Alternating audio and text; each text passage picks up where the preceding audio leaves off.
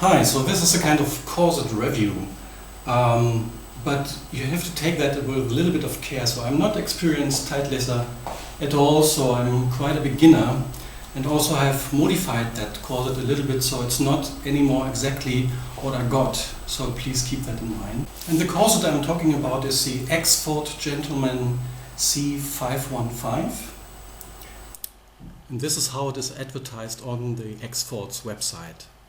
So you see it's a long line, kind of underbust corset. It goes really pretty much to the limit, so if I bend my knees, you see it couldn't get any further down.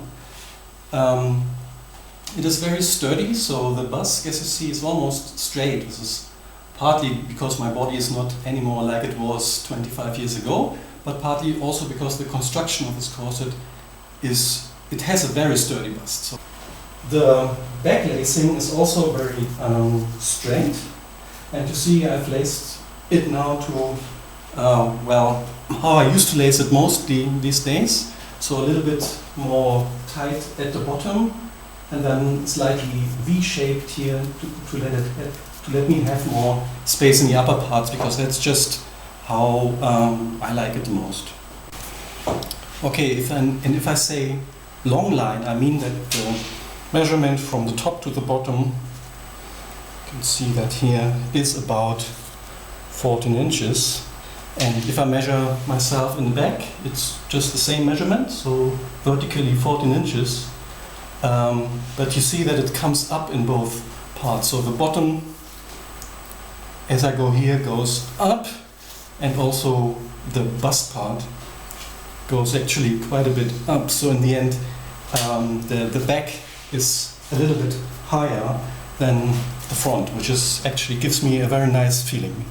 And then maybe a little bit more general statement. So I'm not doing this for fashion reasons, or I don't want to look pretty or so, and I also don't want to look like a woman or feel like a woman. I just want to tight lace because I want to tight lace, you know. And if you want to know more about me, just message me. So I have this corset now since about 7 weeks, and I've used it mostly in the evenings and during the night. Not completely regularly, but most of the time when I was alone and had the opportunity to do that, which was most of the time.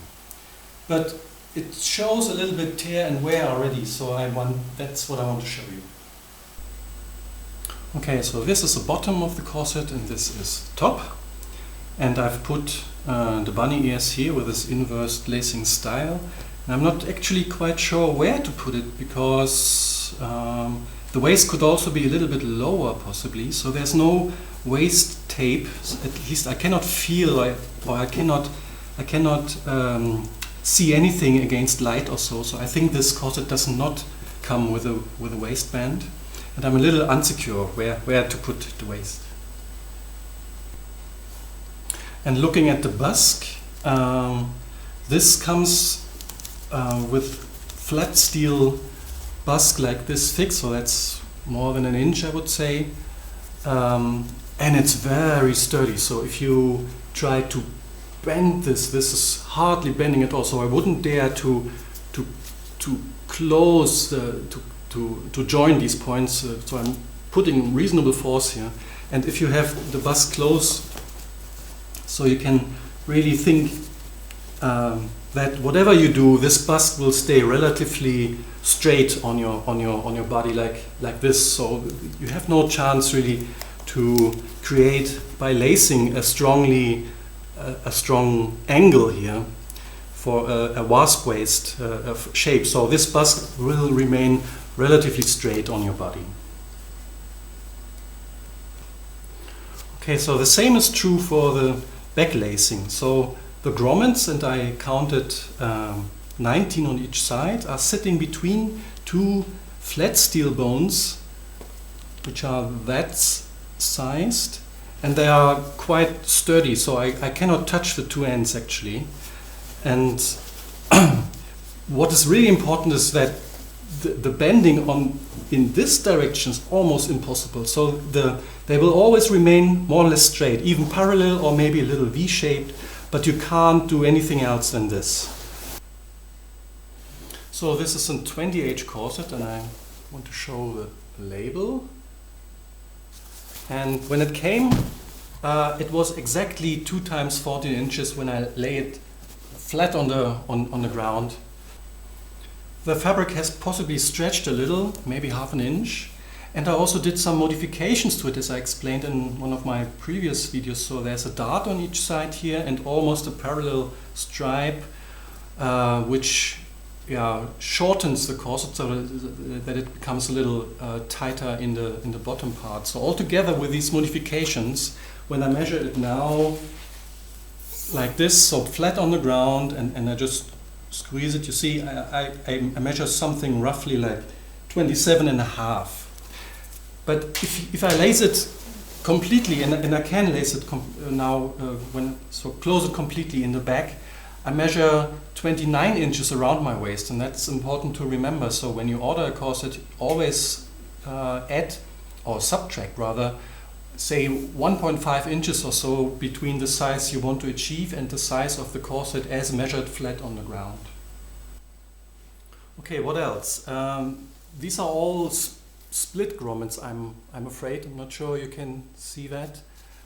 As I said, 19 on each side.